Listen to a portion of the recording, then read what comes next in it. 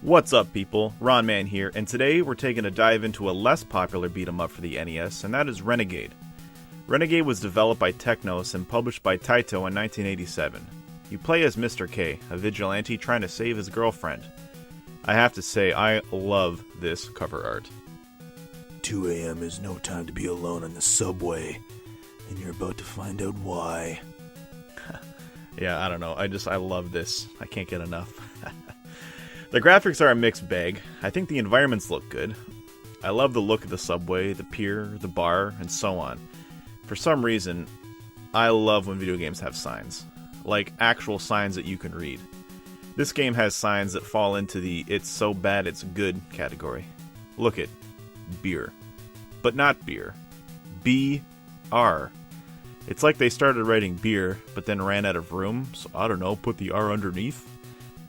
Yeah, I don't know. I think it all looks pretty good. The character models, on the other hand, no.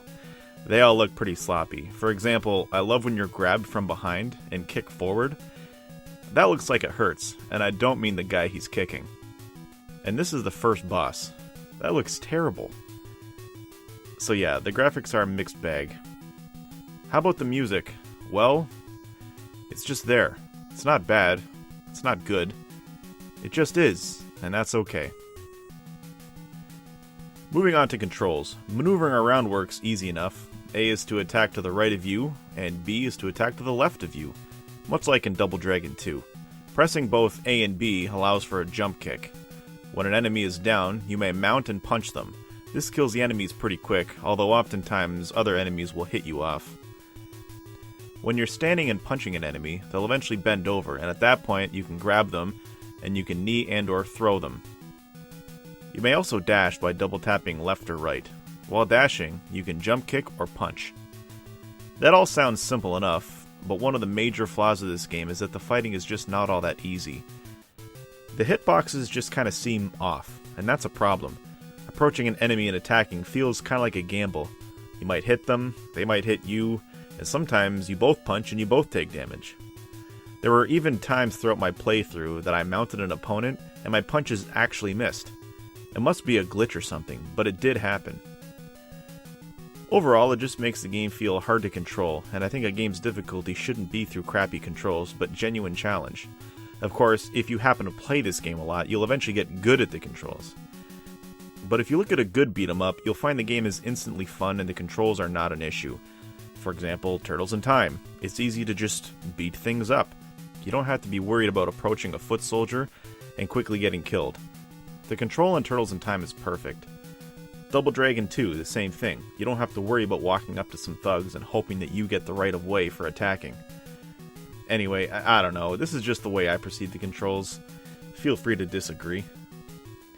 The gameplay has some weaknesses, though it does have some strengths too. One weakness is that there are only 4 missions. Suppose you get good enough at this game to master the controls, the game is over in a flash. In most beat-em-ups, typically you walk through a level, exploring, if you will, while beating up a bunch of assholes. In this game, you stay on the same screen until you've killed enough people. Then you move on to a different screen and continue doing the same thing. Then you get a boss. This game does have a difficulty setting. On the title screen, down here it says Level 1. This actually refers to the difficulty level. Level 1 being easy, Level 2 is normal, and Level 3 is hard. The game is already hard enough on Level 1, I can't imagine playing it on Levels 2 or 3. One strength this game has is that the time of day will change depending on what difficulty you're on. Level 1 is daytime, Level 2 is dusk, and Level 3 is nighttime. I think that's awesome, even though it's just a small touch. Another cool thing is that on Mission 3, after beating up these women, you can actually choose which building to go into, and each offers something different. Another weakness this game has is that the 2-player mode is unfortunately alternating. You can't actually play together. Another strength is that in Mission 2, they try to spice up the gameplay with this motorcycle level, although like the rest of the game, it controls poorly. Now, I'm not that good at this game, but I'll share a tip anyway. In Mission 1 and 2, it's a good idea to try to throw guys off the subway platform and the pier, respectively. I find that after 3 punches, they'll bend over and you can throw them. It's kinda tough to pull off because the controls are poo-poo, but it's worth it.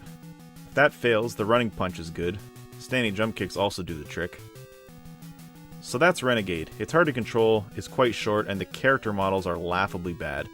But on the plus side, I like the look of the levels, and how on Mission 2 the time of day is dependent on the difficulty setting. Ultimately, Renegade just isn't that much fun. It's hard to recommend this game when there are many others which are better. I give Renegade a 4 out of 10. Thanks for watching.